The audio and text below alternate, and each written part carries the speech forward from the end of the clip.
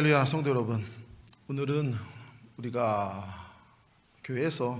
기독교 우리 교회에서 이야기하는 가장 중요하고 그야말로 많은 세상에 있는 종교들이 있지만 가장 다르다라고 말할 수 있는 그 부활하신 주님을 바로 예배드리는 바로 부활주일입니다. 기독교 하면은 크게 두 가지의 상징이 있지요. 하나는 십자가이고 또 하나는 바로 부활하신 역사적 사건입니다. 이 두 가지를 우리 기독교에서 가장 중요시 여기고 그 의미가 무엇인지가 또한 우리에게 너무나도 소중한 가치가 있습니다. 우리가 참으로 그리스도인으로서 세상을 살아가지만 우리는 너무나도 아이러니하게 십자가의 의미를 무엇인지 잘 잊어버릴 때가 있고요. 또 한 가지가 있다면 부활이라고 하는 것이 과연 무엇일까? 물론 부활의 의미는 잘 알고 있습니다.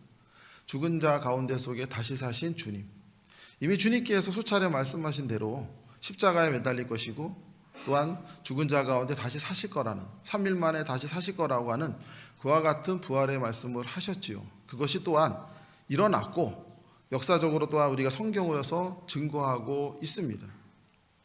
이것이 바로 우리가 생각하는 부활의 이야기입니다. 성도 여러분, 여기서 머물러서는 안 될 거라고 생각이 듭니다. 그동안 십자가에 대한 의미를 전하면서 우리가 단순히 교리 속으로서만 생각하는 십자가 위에서의 죽으심과 우리의 제사함이라고 하는 게 사실 너무나도 어려운 이야기죠. 사실 이 종교적인 언어라고 하는 것은 갖고 있는 추상성이 너무 크기 때문에 그 의미를 깊게 깨닫고 이해하기란 사실 너무나 힘이 듭니다. 얼마만큼 우리가 믿음에 대한 체험이 있고 믿음에 대한 간증이 있고 믿음에 대한 삶이 있어야만이 서로 간에 받아들이는 것이 달라질 수밖에 없기 때문이죠. 이제 또 하나의 이야기가 있습니다. 그것은 바로 무엇인가 하니 바로 부활하신 주님에 대한 이야기입니다. 우리 교회에서도 그렇고 우리 서로 성도님들끼리 서로 같이 말씀을 하실 때 부활하신 주님을 찬양드리고 부활하신 주님을 위해서 영광과 찬양을 올리자라는 말씀을 우리는 서로들 많이 하지요. 물론 저 역시 하고 있습니다. 그러나 부활하신 주님을 믿는 우리들이 부활의 신앙을 가지고 이 땅에 살아가는 모습은 과연 어떠해야 될까라고 하는 부분에 대해서는 사실 의외로 잘 모르고 관심을 안 갖는 게 또한 사실이라 생각이 듭니다. 이번 사순절을 통해서 말씀을 전하면서 우리의 삶 가운데 속에서 십자가 의미가 무엇인가를 돌아봤다면 오늘은 부활의 신앙이 과연 우리가 살아가는 이 삶의 자리 가운데 어떠한 의미로서 다가와야 될까? 과연 주님의 부활하셨다라고 하는 것이 우리에게는 도대체 어떠한 의미가 있을까? 사실 오늘을 살아가는 많은 사람들은 이 부활의 사건을 2000년 전 어느 날에 있었던 사건으로서만 생각을 하지 오늘날 내가 살아가는 이 삶의 자리 가운데 어떠한 의미가 있는지에 대해서는 사실 많이 고민하지 않고 생각하지 않습니다. 오늘 한번 이 말씀에 대한 의미를 기억을 하면서 주님이 십자가를 통해서 죽으시고 그리고 부활하셔서 우리에게 주신 축복의 은혜가 무엇인가, 그리고 또한 우리는 그와 같은 축복의 은혜를 받은 자로서 이 땅에서 삶은 어떠해야 될까? 우리는 과연 하나님을 믿지 않는 자, 하나님을 모르는 자들과 어떻게 다른 삶을 살아야 될까? 바로 이러한 부분들에 대해서 오늘은 말씀을 전하고자 합니다. 우리가 한번 생각을 해봤을 때 우리는 먼저 우리가 살아가는 이 삶의 자리에 대한 이야기를 한번 먼저 이야기를 하고자 합니다. 왜 삶의 자리가 중요할까?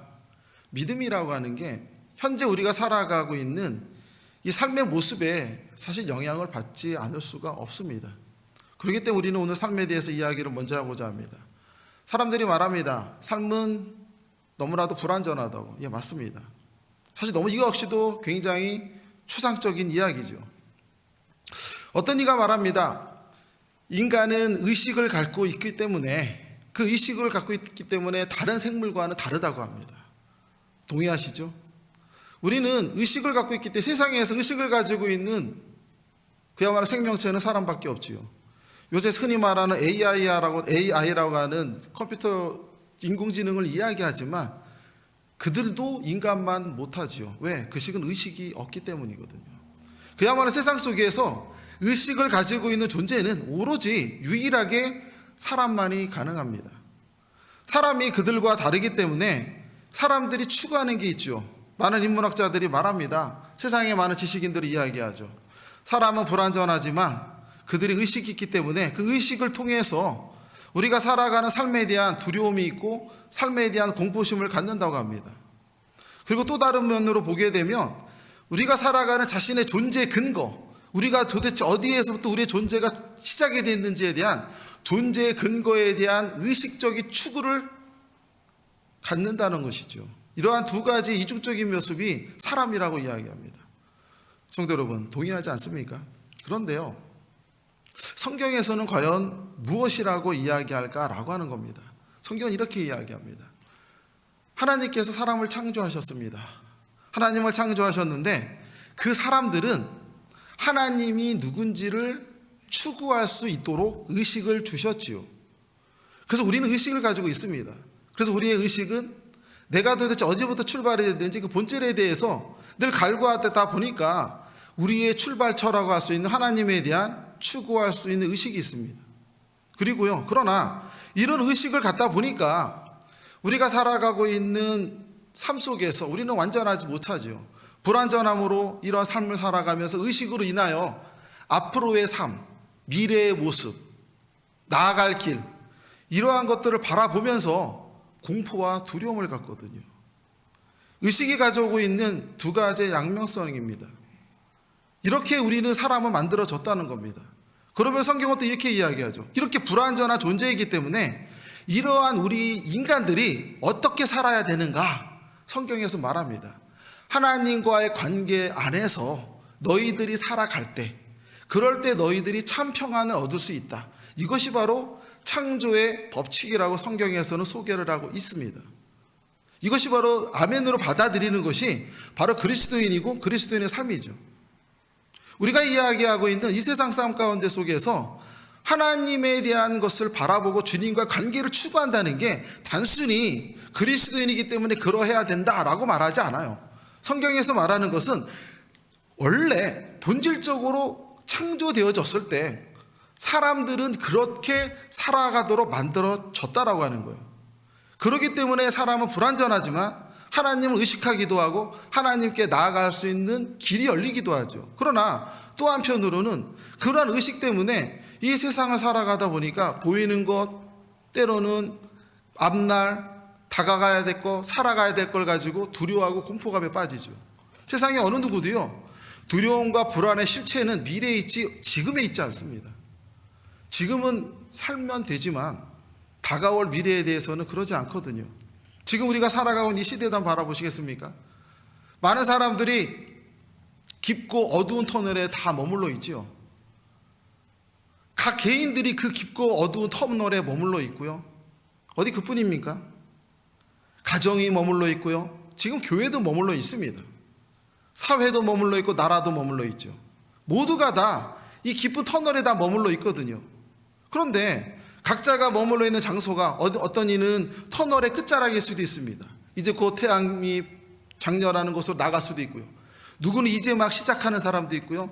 어떤 이는 중간에 복판에 머물러 있을 수도 있어요. 지금 모두가 다 어려운 시점이거든요.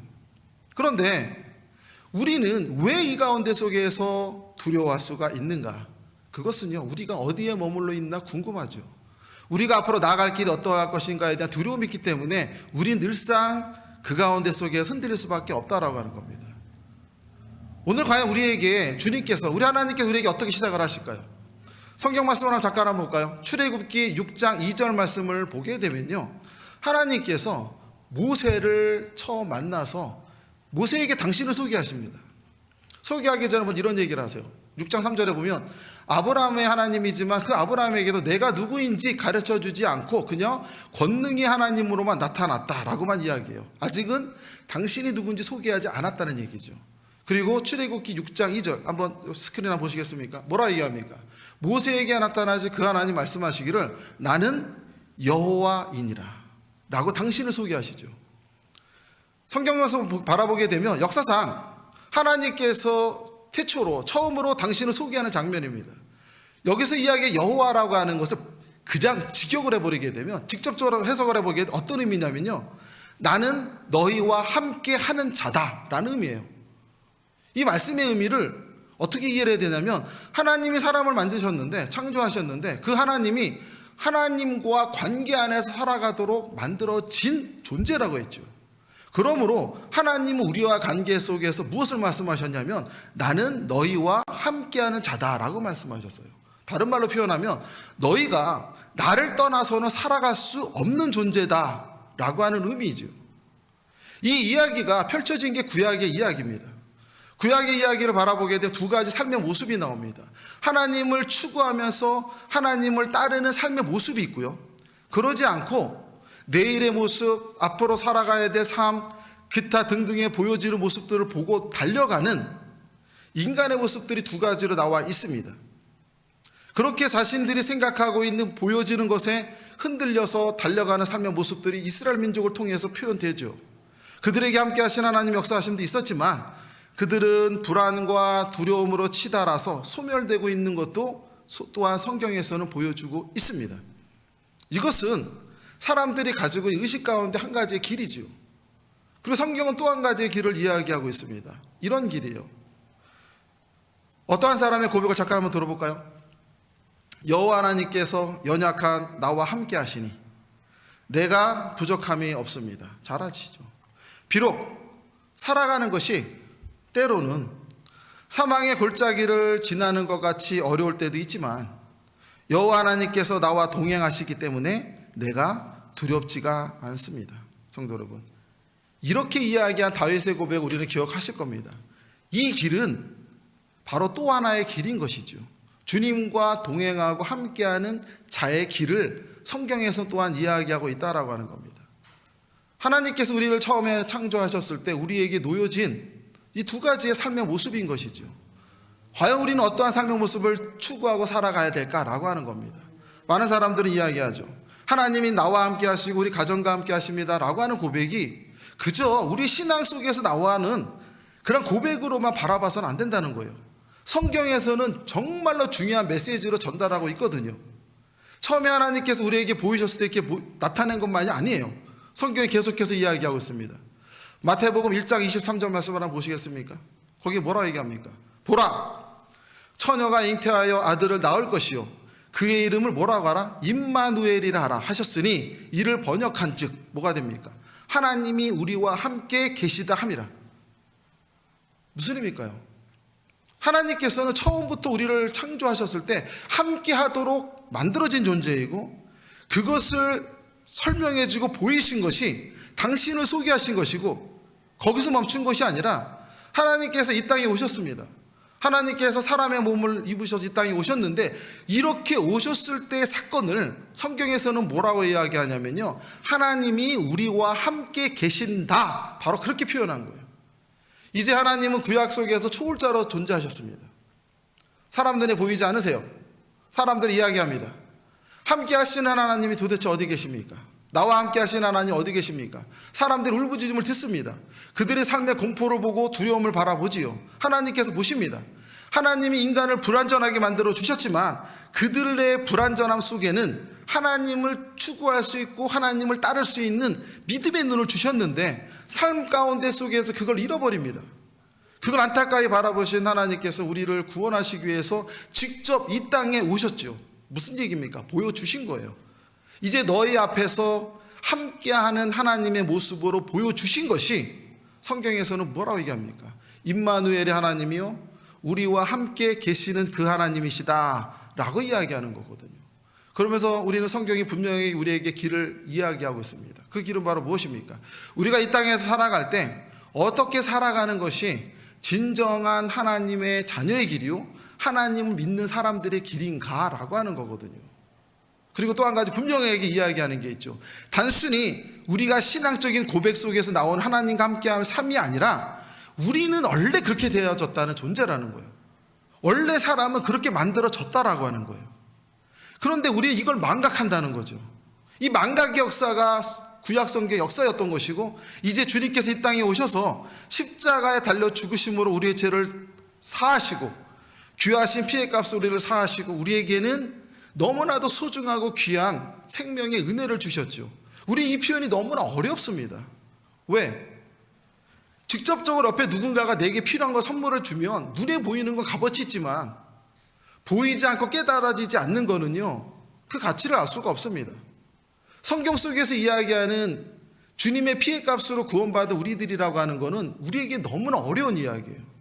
이해하기가 너무나 어렵죠. 그러나 하나님께서 왜 그렇게 하셨을까? 그것은 하나님이 우리를 너무나도 사랑하사 원래 그렇게 만들어진 존재에게 우리에게 베푸시는 사랑의 모습이라고 하는 것 아니겠습니까?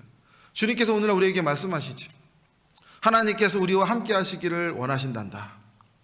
너희는 나와 함께 할 때 비로소 참다운 삶을 만날 수 있고 참다운 평안을 얻을 수 있단다.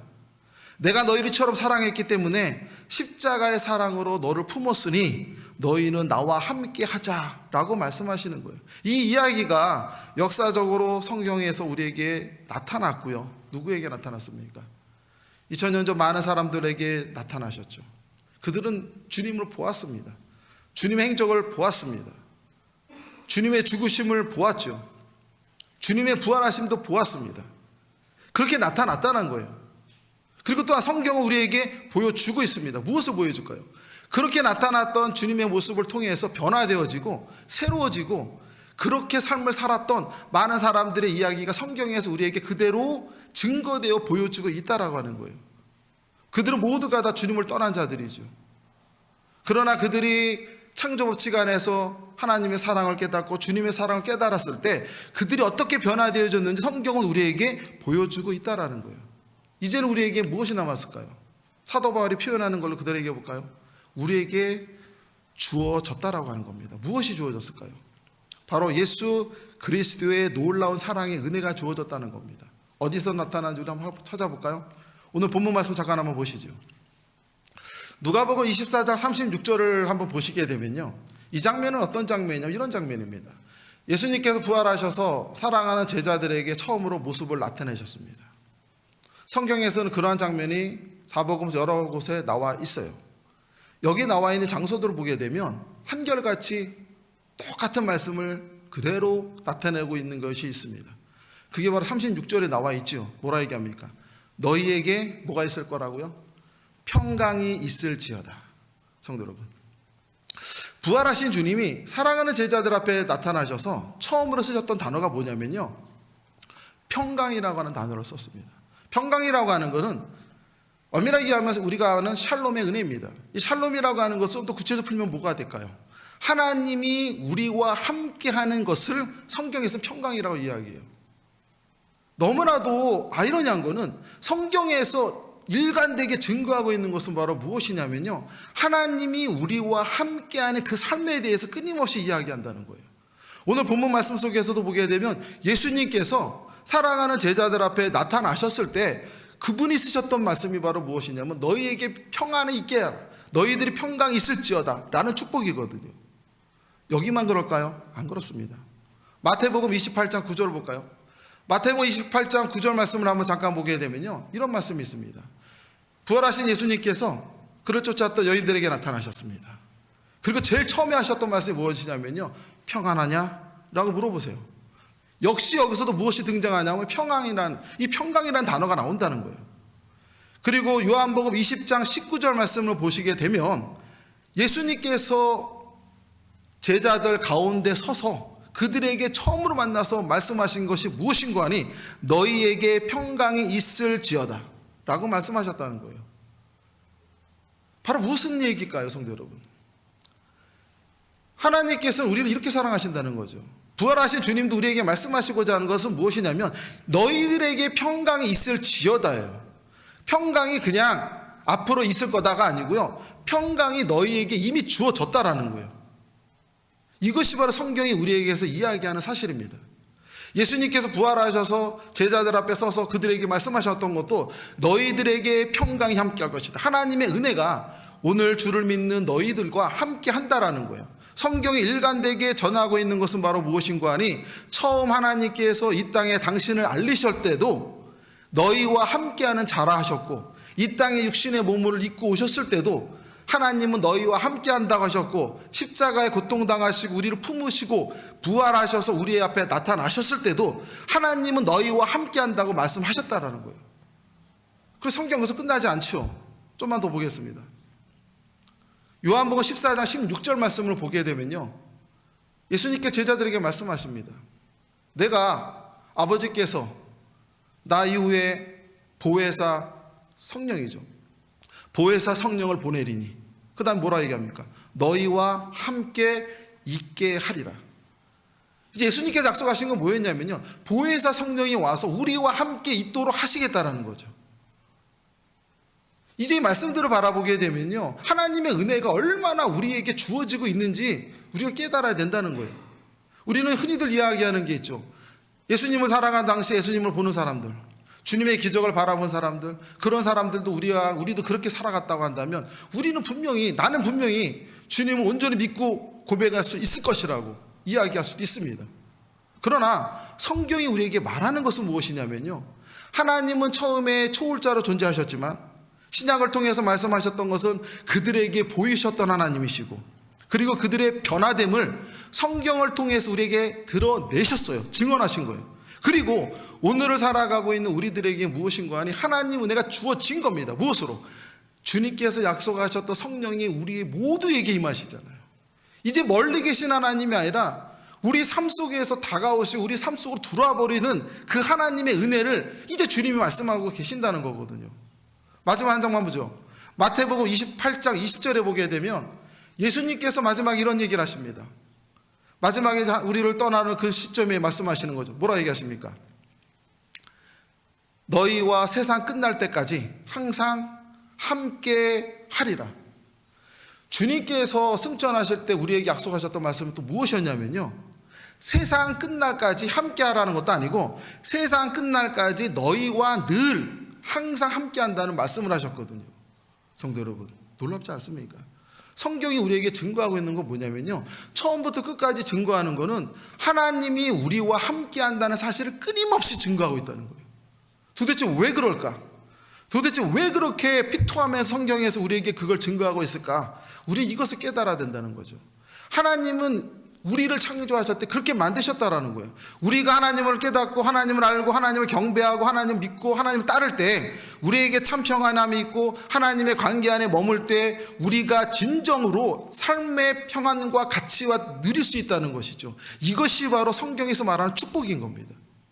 축복이라고 하는 것이 우리가 고민하고 괴로워한 문제 해결되는 게 아니에요. 늘 말씀드리지만 문제의 해결이라고 하는 건 문 하나를 열어놓은 것 뿐이에요.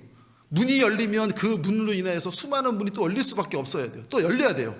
그러므로 문제는 또 다른 문제를 만들어 오죠. 그러나 하나님의 평안함이라고 하는 것은 우리와 함께 하신다는 그 말씀은 성경 내내 끊임없이 우리에게 말씀하고 계신 거거든요. 이제 주님께서 우리에게 다가오시면서 말씀하시는 것도 이 이야기인 거예요. 부활하신 주님 우리에게 주신 축복의 말씀은 무엇입니까? 그것은 우리가 하나님 믿고 할 때마다 내가 간구하고 구하는 것이 다 이루어지고 이게 아니라는 게 아니라는 겁니다. 제가 말씀을 전할 때마다 하나님께 간구하고 구할 때 내 욕심으로 구하지 말라, 이런 말씀을 전하는 것은 본질적인 가치를 깨닫자는 얘기지 그게 의미 없다라는 건 아니에요. 하나님과 나의 관계가 회복이 되는 게 우선이라고 하는 거는 우리는 그렇게 만들어진 존재인 거예요. 그래서 하나님의 은혜 가운데 우리가 머무는 것, 이게 바로 귀한 은혜거든요. 근데 왜 우리는 그러지 못할까? 성경이 분명히 이야기하고 있습니다.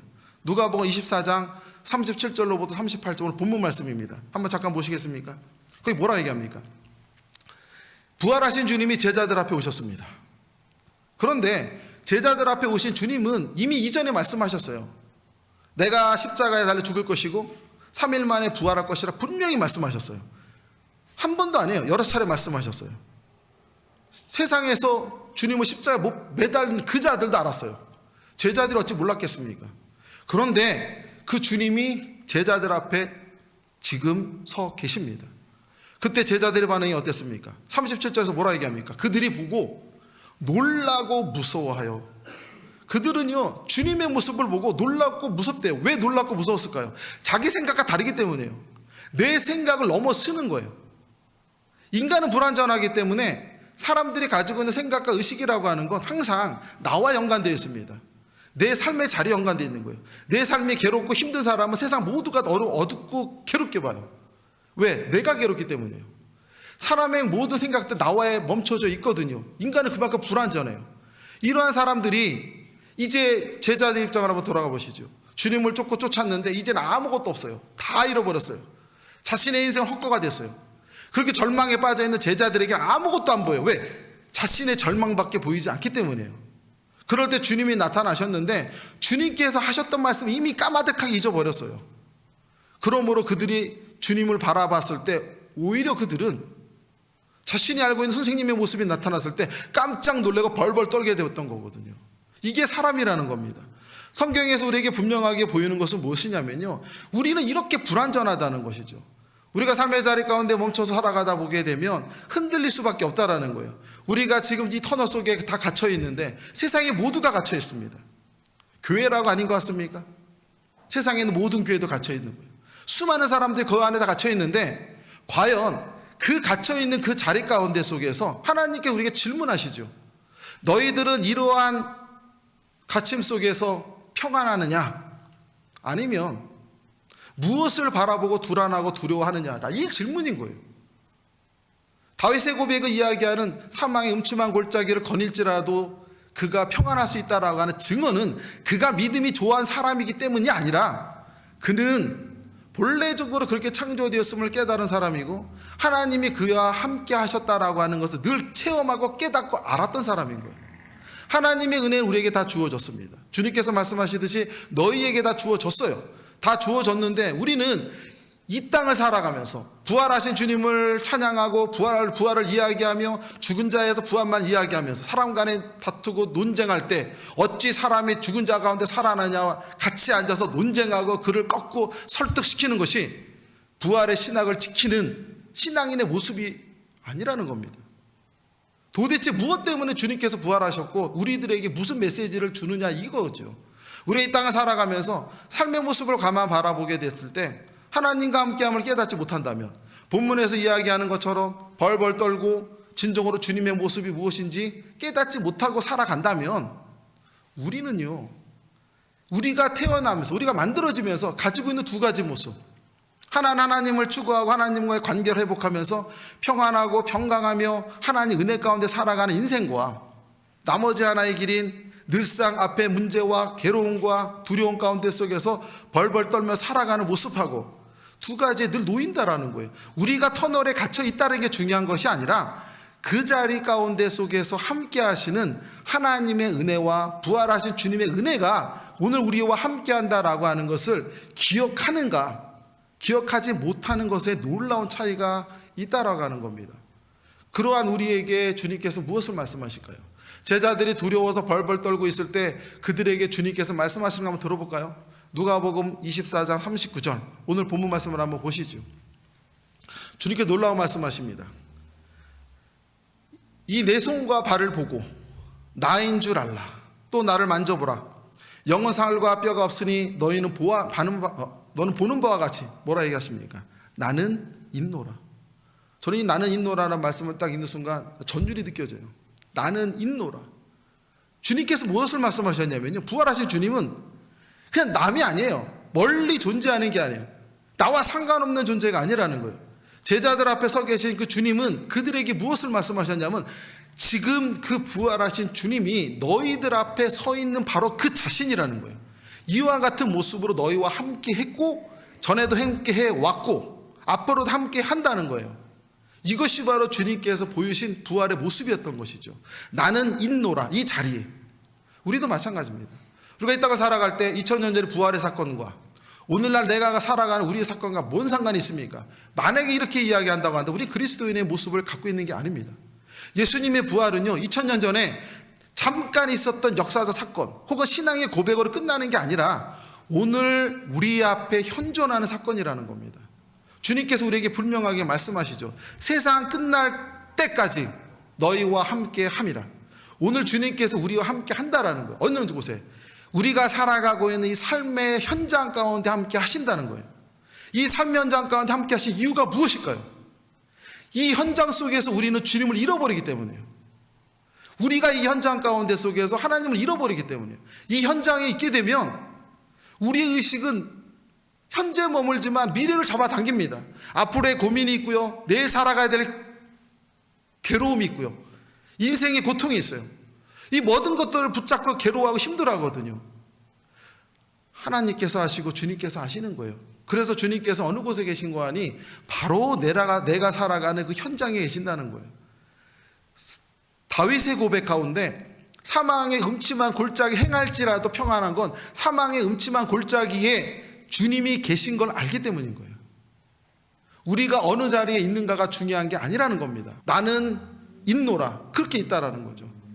우리도 모두 다 마찬가지입니다. 성도 여러분, 세상의 모든 사람들이 똑같은 터널을 걸어가고 있습니다. 어떤 이나 서로 간에 느껴지는 터널은 다릅니다. 그의 삶의 자리 가운데 속에 다르고요, 그가 처해 있는 여건에 따라 다르지요. 인생은 불공평하지만 지독스럽게 공평하다고 하죠. 그게 우리의 삶의 자리예요. 그런데 여기서 하나님께 우리 약속하신 건 무엇이냐면요, 그 속에서 너 혼자 있는 게 아니라 내가 그 자리에 너희와 함께 하노라거든요. 우리 오늘 부활하신 주님께서 우리에게 말씀하십니다. 우리와 영원히 항상 함께 하노라 라는 그 말씀입니다. 성도 여러분, 우리의 땅의 삶을 살아갈 때 우리는 어떠한 모양으로 살아가든 둘 중에 하나 아닙니까? 두려움 속에서 허우적거리며 살아가든 하나님 믿는 마음을 평강한 은혜로 살아가든, 그러나 중요한 것은 이러한 모습은 하나님께서 우리를 그렇게 만드셨고 주님께서는 우리가 주님과 함께하는 삶을 원하고 계시며 성경을 통해서 끊임없이 말씀하고 계신다는 사실입니다.